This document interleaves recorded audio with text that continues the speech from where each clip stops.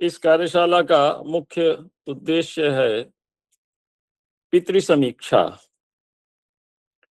और जिन महान आचार्य की पुण्य स्मृति में यह कार्यशाला आज आयोजित की जा रही है, वे हैं विद्यावाचस्पति परम पूज्य पंडित मधुसूदन ओझा जी।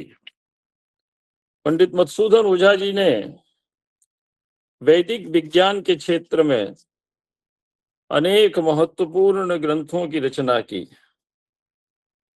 वे वस्तुतः मिथिला जनपद के मूल निवासी थे और काशी में पंडित शिव कुमार शास्त्री जी के सानिध्य में रहकर आपने समस्त शास्त्रों का अध्ययन किया और जयपुर के महाराजा कॉलेज में आपने अपनी शैक्षणिक सेवाएं प्रदान की। उन्हीं की पुण्य स्मृति में और उन्हीं के सारस्वत अवदान को जन जन तक पहुंचाने के निमित्त आज इस प्रकार का यह विशिष्ट व्याख्यान आयोजित किया गया है।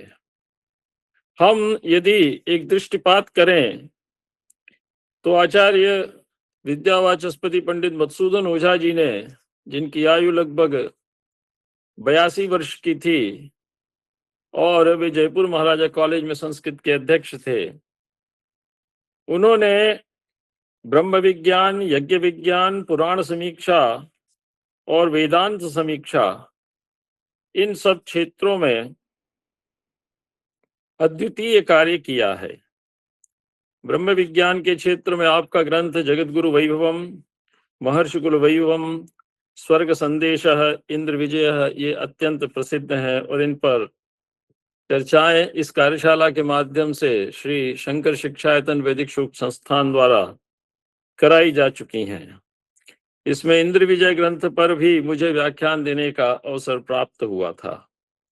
इसके अतिरिक्त यज्ञ विज्ञान, पुराण समीक्षा, वेदांग समीक्षा आदि व्यापक क्षेत्र हैं जिन पर पंडित मधुसूदन ओझा जी ने अनेक महत्वपूर्ण ग्रंथों की रचना कर वेद विद्या को आज प्रतिष्ठित करने का, वैज्ञानिक रूप से प्रतिष्ठित करने का अभूतपूर्व कार्य किया है।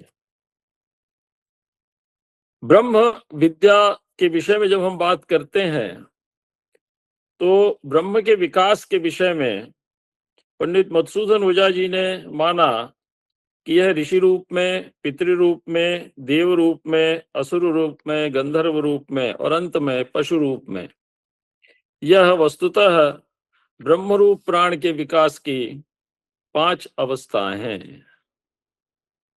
अभी डॉक्टर पतंजलि कुमार पांडे जी ने अत्यंत विस्तारक व्याख्यान देते हुए यज्ञ विज्ञान और ऋक यजुः साम, इनके महत्व पर प्रकाश डाला और अग्निशोमात्मकम जगत, इसकी अत्यंत ही सारगर्भित और तार्किक समीक्षा प्रस्तुत की। सामान्य व्यक्ति के लिए इन दार्शनिक पक्षों को समझना बड़ा ही कठिन होता है, विद्वान के लिए तो आसान होता है, लेकिन इस प्रकार की कार्यशालाओं के माध्यम से हम इन विषयों को जन जन तक पहुंचाने का विशेष प्रयास करते हैं और हमारा मुख्य उद्देश्य रहता है हमारी संपूर्ण भारतीय ज्ञान परंपरा में निहित अत्यंत तार्किक विवेचन, जो वस्तुतः सृष्टि के प्रत्येक कण के विवेचन से जुड़ा हुआ है, जो अत्यंत लौकिक है, अत्यंत प्रासंगिक है, अत्यंत उपयोगी है और अत्यंत हितकर है। यदि हम उसको समझते हैं तो हमारे जीवन में, हमारे व्यवहार में, हमारी लोक दृष्टि में एक विशिष्ट परिवर्तन प्राप्त हो जाता है। ऋषि रूप जो ऋषि प्राण जो है, ऋषि तत्व की समीक्षा आचार्य मधुसूदन ओझा जी ने अपने ग्रंथ महर्षि कुल वैभवम में की थी। लेकिन इसके उपरांत आपने जो ब्रह्मरूप प्राण के विकास की अवस्थाओं में द्वितीय अवस्था पर आता है पितृप्राण, उस पितृप्राण की समीक्षा के लिए आज हम उपस्थित हैं उनके ग्रंथ पर विचार करने के लिए। हिरण्यगर्भ ब्रह्मा से मनु की उत्पत्ति हुई, मनु से मरीचि आदि ऋषियों की, सप्तर्षियों की उत्पत्ति हुई। और ऐसा माना जाता है कि इनके पुत्र के रूप में पितृगणों की उत्पत्ति हुई। हमें मनुस्मृति में एक श्लोक प्राप्त होता है, मनोर हिरण्य गर्भस्य ये मरीच्यादय सुताः तेषां ऋषीणां सर्वेषां पुत्रा पितृगणा स्मृताः। ये बड़ा प्रसिद्ध श्लोक है। इसलिए ये स्पष्ट है कि हमारा जो मूल है वो परम पिता परमेश्वर ब्रह्मा जी में निहित है। और ये जितना भी चराचर जगत है, ये संपूर्ण चराचर जगत वस्तुतः उस परब्रह्म परमेश्वर का ही वितान है। यह सार्वभौमिक दृष्टि केवल सनातन परंपरा में ही हमको प्राप्त हो सकती है, अन्यत्र प्राप्त नहीं हो सकती। जितने भी आगम हैं, उन सभी आगमों में किसी न किसी रूप में हमारी परंपरा इन्हीं तत्वों पर विचार करती है। यदि हम जीवन के परम मूल्यों को ले लें तो उसमें भी जो अंतिम मूल्य है वो भी उस परम तत्व का ज्ञान करना है, धर्म, अर्थ, काम और मोक्ष। शास्त्र का तात्पर्य ही है जो पुरुषार्थ चतुष्टय के लिए मनुष्य का प्रवर्तन करे, उसको मार्ग दिखलाए। और धर्मानुप्राणित अर्थ और धर्मानुप्राणित काम के सेवन के माध्यम से जो तुरीय पुरुषार्थ है उसकी सिद्धि के लिए उसे योग्य बनाए, समर्थ बनाए, उसके अंदर सामर्थ्य को पैदा करे। तो जो पुरुषार्थ चतुष्टय का प्रवर्तक होता है वस्तुतः उसे ही हमारे यहाँ शास्त्र माना गया है। वेद विद्या के विषय में जहां तक विचार किया जाता है, मैं समझता हूं कि आचार्य मधुसूदन ओझा जी ने समस्त वैदिक वांग्मय का आद्योपांत गंभीर अध्ययन करते हुए अपनी स्थापनाओं को स्थापित किया। और पितृनिरुक्तौ तावत् प्रतिदेवतानां निरुक्ति प्रारंभः, ये जो उनका वचन है, इस वचन और इसके बाद आने वाले जो सूत्र हैं उनका जो हम विवेचन करते हैं तो उनके अध्ययन से विदित होता है कि उन्होंने वैदिक वांग्मय के संपूर्ण सार को व्यवस्थित रूप से, तार्किक रूप से एक नई दृष्टि प्रदान करते हुए हमारे सम्मुख प्रस्तुत किया। जो पहला मंत्र यहाँ पर हमारे सम्मुख उपस्थित होता है, देखिए ब्रह्मसूत्र का जो मंत्र है वो है अथातो ब्रह्म जिज्ञासा। वहां पर जिज्ञास्य क्या है, वहां ब्रह्म है। और ब्रह्म है क्या, तो उसके लिए जो चतुसूत्री में द्वितीय सूत्र आता है वो है जन्माद्यस्य यतः, अर्थात जो जन्म, स्थिति और लय, इन तीनों का जो कारण होता है, कारण से तात्पर्य है अभिन्न निमित्तोपादान कारण। वहां पर जो समस्या है वो समस्या है अध्यास की।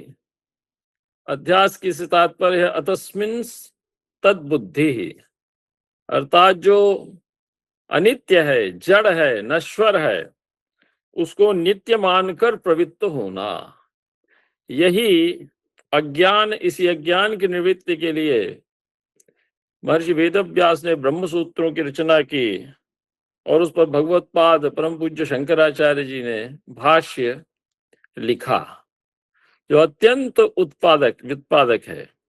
तो चतुस्सूत्री में जन्माद्यस्य यतः, अथातो ब्रह्म जिज्ञासा, जन्माद्यस्य यतः, और शास्त्र योनित्वात्, इस प्रकार से जो चार सूत्र उसमें प्राप्त होते हैं, ये चार सूत्र वस्तुतः ब्रह्म विद्या के वास्तविक पक्ष को प्रस्तुत करने वाले सूत्र हैं।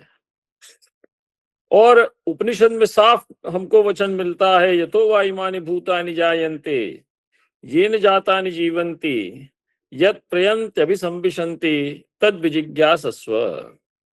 तो किसकी हम जिज्ञासा करें, तो वो क्या है, तो उसके विषय में कहा वो ब्रह्म है, तो उसका स्वरूप क्या है, तो यतो वा इमानि भूतानि जायन्ते येन जातानि जीवन्ति और यत् प्रयन्त्यभिसंविशन्ति तद विजिज्ञासस्व। ये हमारे यहाँ वचन उपनिषदों में प्राप्त होते हैं। इति समीक्षा में प्रजापति की जो दार्शनिक स्वरूप पर जब हम विचार करते हैं, तो यहाँ पर प्रथम सूत्र जो मुझे उपलब्ध कराया गया, उसको जब हम पढ़ते हैं तो उसमें साफ लिखा है, ब्रह्म सुब्रह्मणोर योगाद आत्म प्राण पशुभिस्त्रैधातव्य प्रजापति ही। अब प्रजापति से क्या तात्पर्य है, तो और पितृ शब्द से क्या तात्पर्य है, तो इन पर यदि हम पुराणों की दृष्टि से विचार करते हैं, तो पितृ शब्द वस्तुतः पिता शब्द का मूल पद है, मूल प्रातिपदिक है, और इसके लिए कहा जाता है पाति रक्षत्यपत्यम यह पिता, अर्थात जो हमारी रक्षा करते हैं। और इसी बात को दार्शनिक विवेचन करते हुए आदरणीय पांडे जी ने हमारी पूछ प्रस्तुत किया। तो ब्रह्म वैवर्त पुराण में एक बड़ा अच्छा श्लोक मिलता है कि सप्त पितर स्मृताः। तो कौन है वो, तो कन्यादाता अन्नदाता च ज्ञानदाता अभयप्रदः, कन्यादातान्नदाता च ज्ञानदाता भयप्रदः, जन्मदो मंत्रदो ज्येष्ठ भ्राता च पितर स्मृताः। ये हमारे यहाँ पितर की कोटि में आते हैं, अर्थात इनको हम देवताओं से ऊपर प्रतिष्ठित करते हुए इनको हमारी परंपरा सम्मान देती है। दूसरी बात जो प्रजापति के विषय में आई है वो है जन को जन्मदाता च रक्षणाच पिता नृणाम तातो विस्तीर्ण करणात कलया सा प्रजापति ही। ये हमारे यहाँ मिलता है। उसको जनक कहते हैं जन्मदाता के कारण, पिता कहते हैं रक्षण के कारण, और विस्तीर्ण करणात तातः, और कलया च सह प्रजापति ही। ये हमारे यहाँ वचन मिलता है।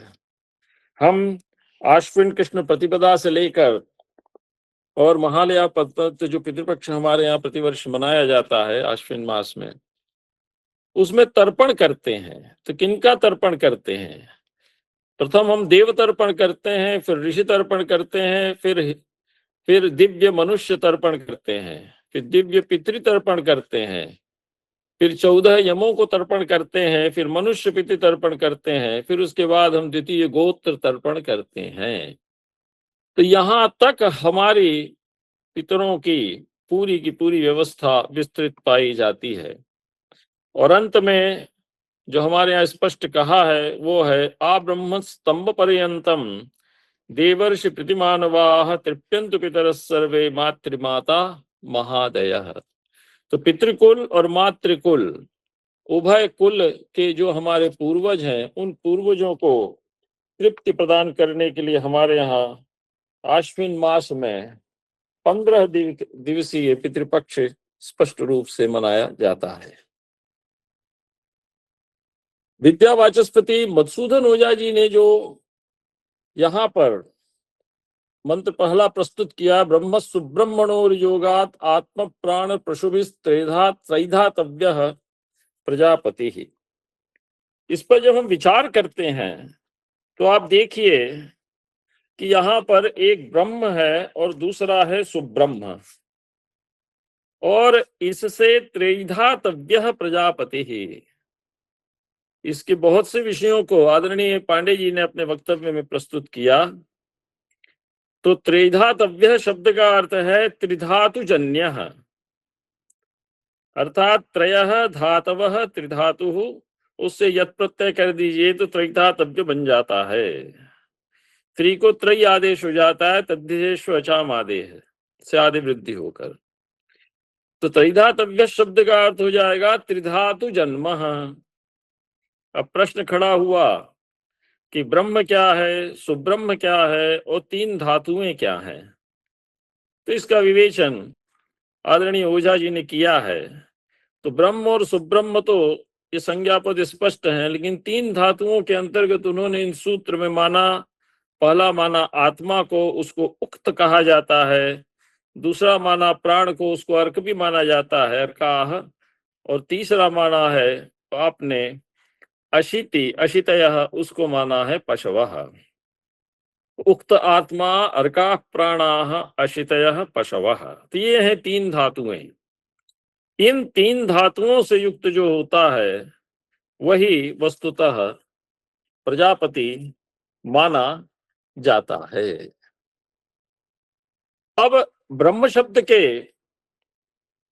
जो अब तक का विचार, दार्शनिक विचार के पूर्व या पितृपक्ष पितृ समीक्षा के पूर्व जो विचार किया गया था, वह विचार वस्तुतः बृंहत्वाद बृंहणत्वाद ब्रह्म बृंहयति इति ब्रह्म, यह बृंहणार्थक बृह धातु से निष्पन्न है। भगवत पाद शंकराचार्य जी ने इसको माना है, और ये मंत्र में पहले बता चुका हूं कि जन्माद्यस्य यतः जन्मना स्थिति सत्ता कस्य धर्मिणः स्थिति प्रलय संभवात् शास्त्र योनित्वात् तत्व समन्वयात्। तो था तो ब्रह्म जिज्ञासा जन्माद्यस्य यतः शास्त्र योनित्वात् तत्व समन्वयात्। तो जन्माद्यस्य यतः में भगवत पाद का वचन है, जन्मना स्थिति सत्ता कस्य धर्मिणः स्थिति प्रलय संभवात् स्थिति प्रलय संभवात्। तो यहाँ पर वस्तुतः जो धातु है वो वस्तुतः विस्तार अर्थ में है। तो हमने एकमेवाद्वितीयन की परिकल्पना से इस सृष्टि को उपस्थित माना कि एक ही परब्रह्म परमेश्वर इस सृष्टि में विस्तृत होकर विराजमान है। और इसीलिए छांदोग्य उपनिषद कहती है, सोन्विष्टव्यः स विजिज्ञासितव्यः फिर तम विदित्वा न लिप्यते। अर्थात ये जो अध्यास की अवस्था है, अनात्म में आत्मबुद्धि, अतस्मिन् तद्बुद्धि, यह हमारी हट जाती है। तम विद्वा न लिप्यते ब्रह्मविद आपनोति परम, परम अर्थात परमात्मानम, ये तैत्तिरीय उपनिषद में कहा गया है। और एक और बड़ा अच्छा श्लोक मुंडको उपनिषद में हमें प्राप्त होता है, प्रणवो धनु शरो आत्मा ब्रह्म तल्लक्ष्य मुच्यते अप्रमत्तेन बोद्धव्यम शरवत तन्मयो भवेत। तो प्रणवो धनुषरो आत्मा ब्रह्म तल्लक्ष्य मुच्यते, ये हमारे यहाँ परिकल्पना की है मुंडकोपनिषद में। इस प्रकार की ब्रह्म की व्याख्या जब हो जाती है तो आदरणीय पंडित विद्या वाचस्पति मधुसूदन ओझा जी उसका वैज्ञानिक समीक्षण अपने इस ग्रंथ में करते हुए कहते हैं कि वस्तुतः ब्रह्म दो प्रकार का है। एक है आपका निरुक्त ब्रह्म और दूसरा है अनिरुक्त ब्रह्म। निरुक्तम चा निरुक्तम चेति द्विविधम ब्रह्म। निरुक्त ब्रह्म क्या है? जिसे सर्वधर्मोपपन्नम निरुक्तम, ये उन्होंने साफ कहा कि जो सभी प्रकार के धर्मों अर्थात धर्म भावों से युक्त है उसको निरुक्त ब्रह्म कहा जाता है। और दूसरा है अनिरुक्त ब्रह्म, उसके लिए वे कहते हैं निर्धर्मकम अनिरुक्तम, अर्थात जो सभी प्रकार के धर्म भावों से रहित है उसको अनिरुक्त ब्रह्म कहा जाता है।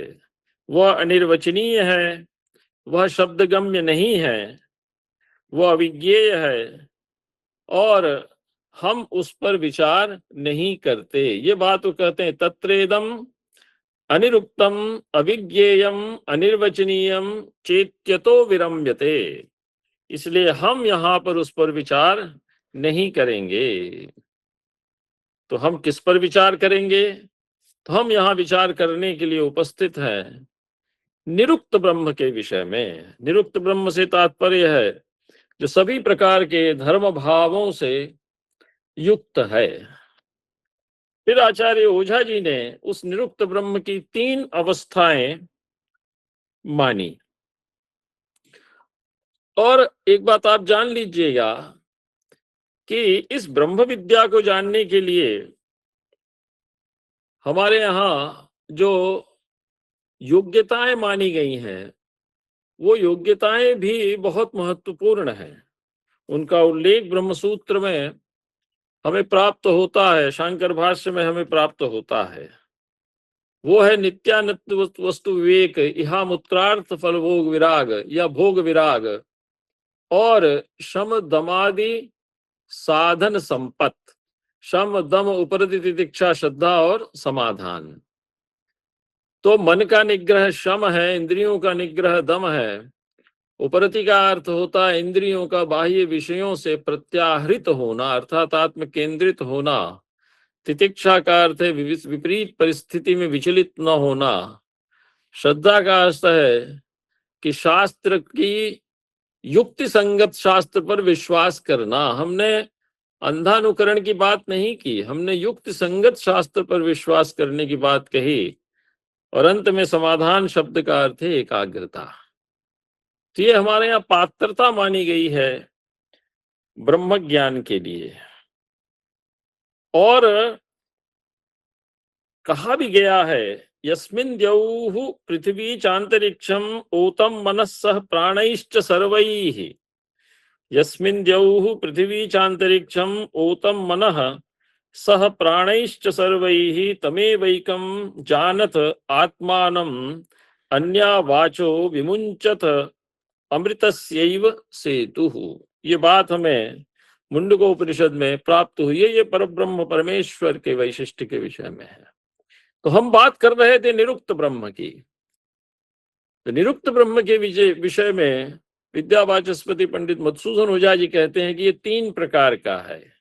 एक तो विश्व है, दूसरा है विश्वात्मा है, और तीसरा है विश्वातीत। विश्व के विषय में वो कहते हैं विश्वम सृष्टम रूपम विश्वम, अर्थात जो सृष्ट रूप है, जो दिखलाई देता है, वही वस्तुतः विश्वम, विश्व निरुक्त ब्रह्म है, विश्व कोटि का जो निरुक्त ब्रह्म है।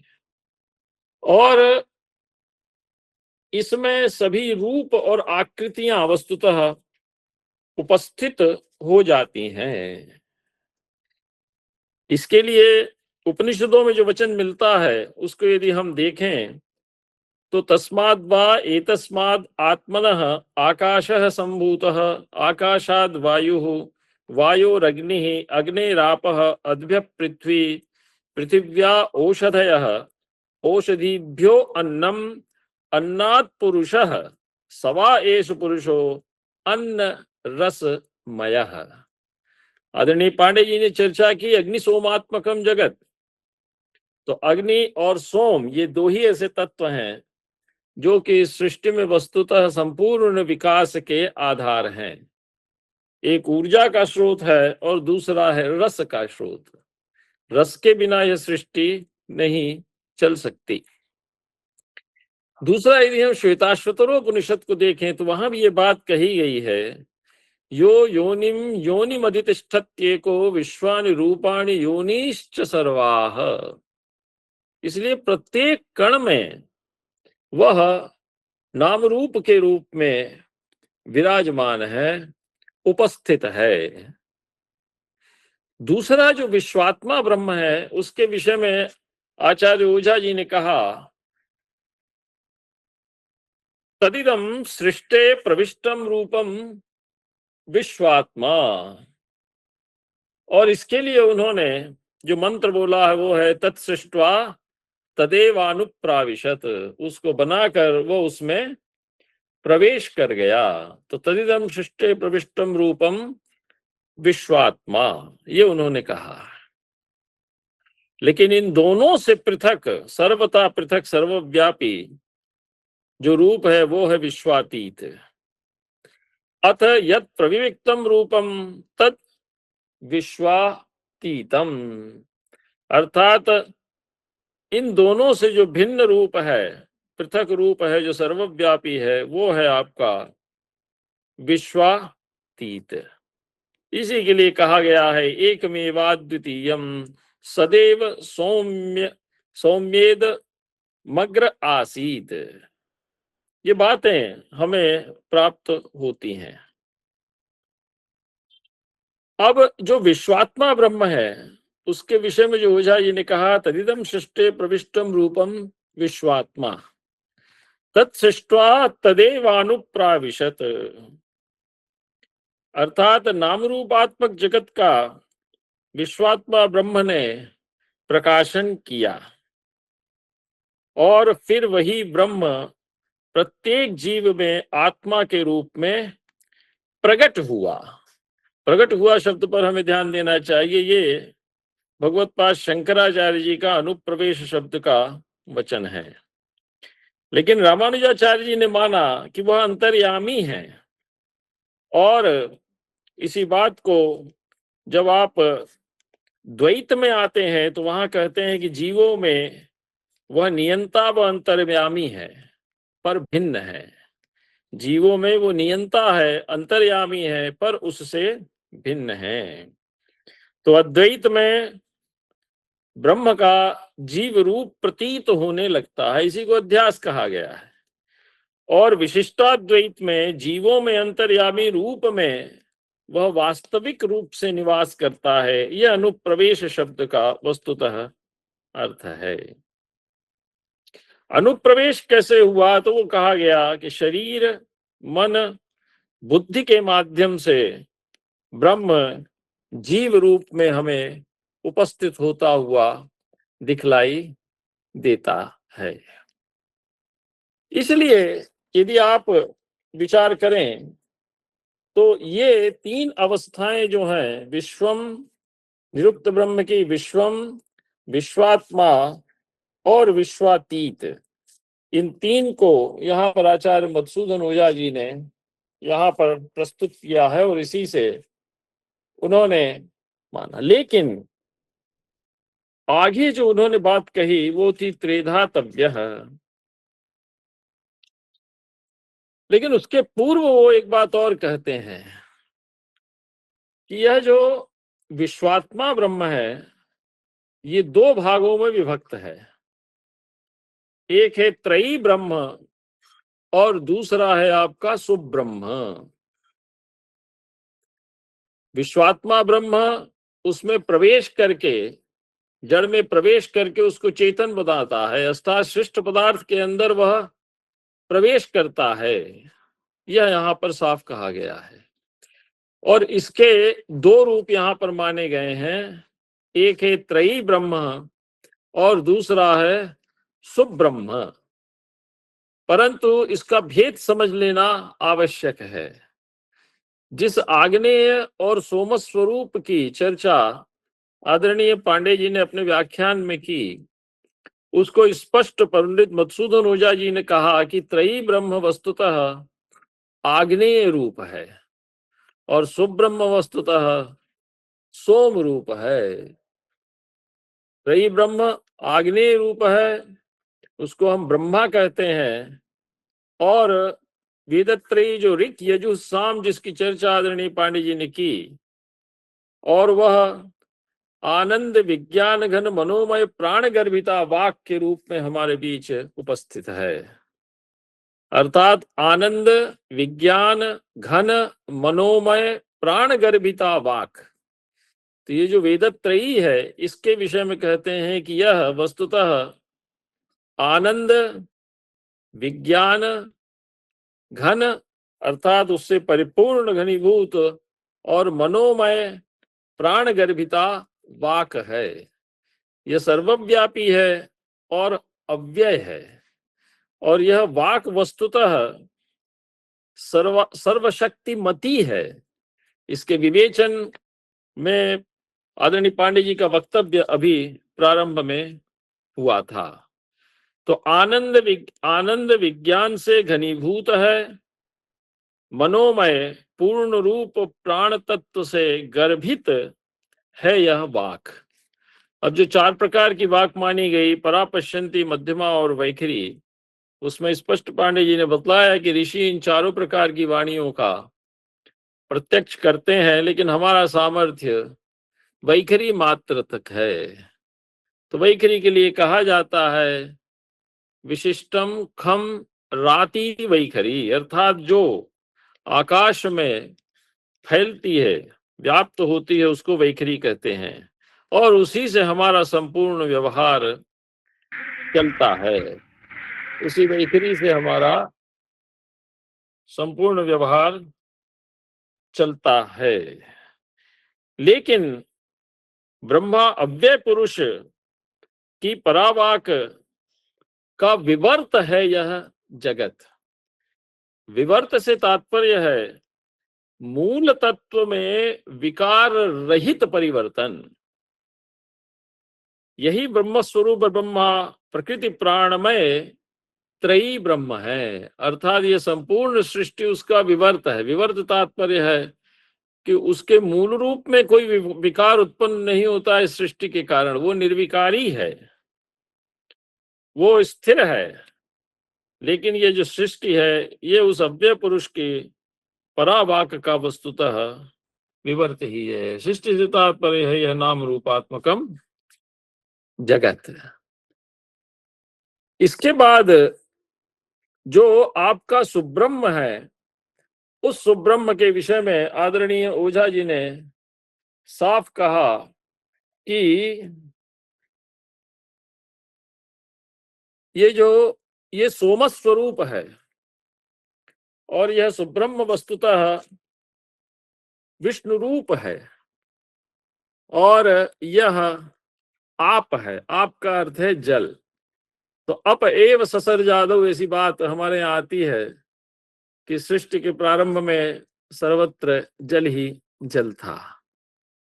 तो इसके विषय में साफ कहते हैं कि अव्ययवाचो विवर्त भूता विष्णु रूपा प्रकृत्यापः सुब्रह्म एतयोश्च प्राण प्रपंचाप्यप्रपंचयोस्त्रयी ब्रह्म सुब्रह्मणोः अन्योन्य परिग्रह लक्षणों भावः प्रजापति ही।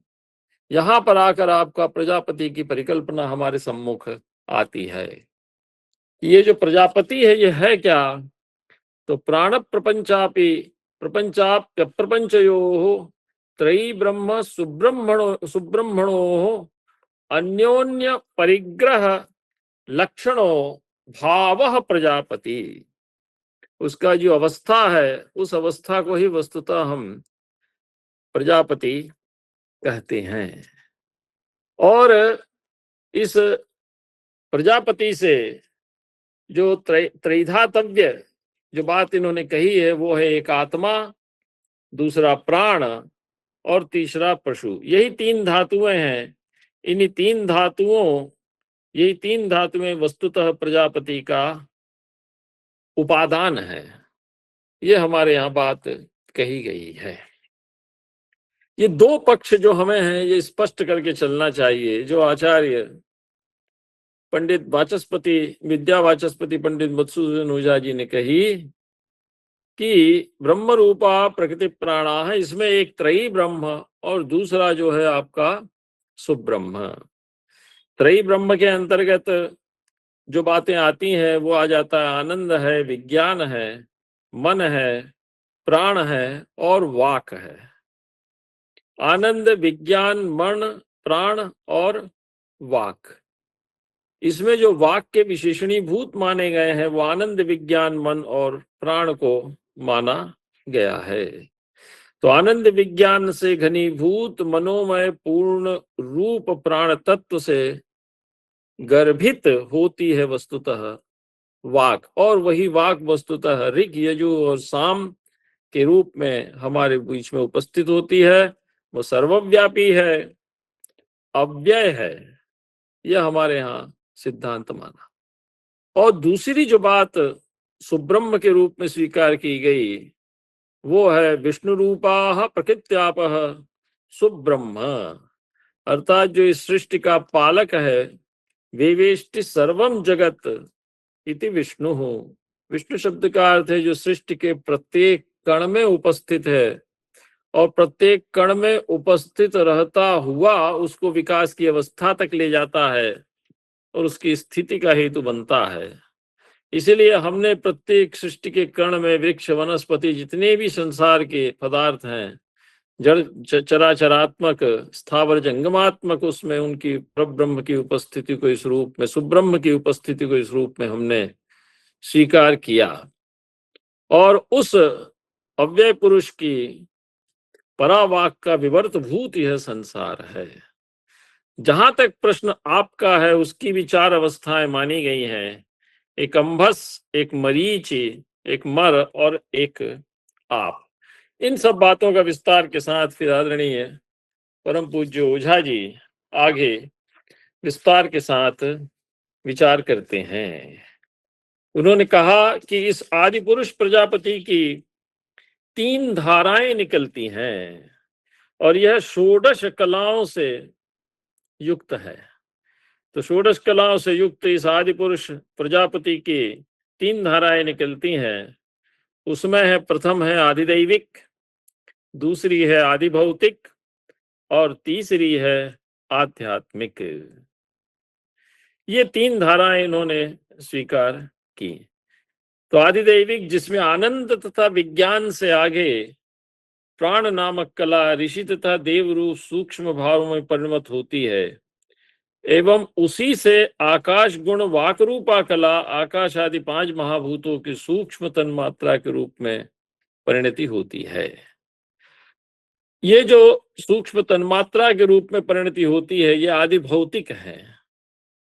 और षोडश कला रूप जो सूक्ष्मतम होता है उसकी आदि भौतिक, आदि भौतिक और आध्यात्मिक की तीन धाराएं हैं। इसी प्रकार से और भी बहुत सी बातें आदरणीय ओझा जी ने यहाँ पर प्रस्तुत की हैं जिनका हमें अनुशीलन करना चाहिए और उनके माध्यम से हमें अपनी परंपरा को स्पष्ट करना चाहिए। और यही बात बाद में व्याकरण दर्शन में भी हमारे बीच उपस्थित होती है।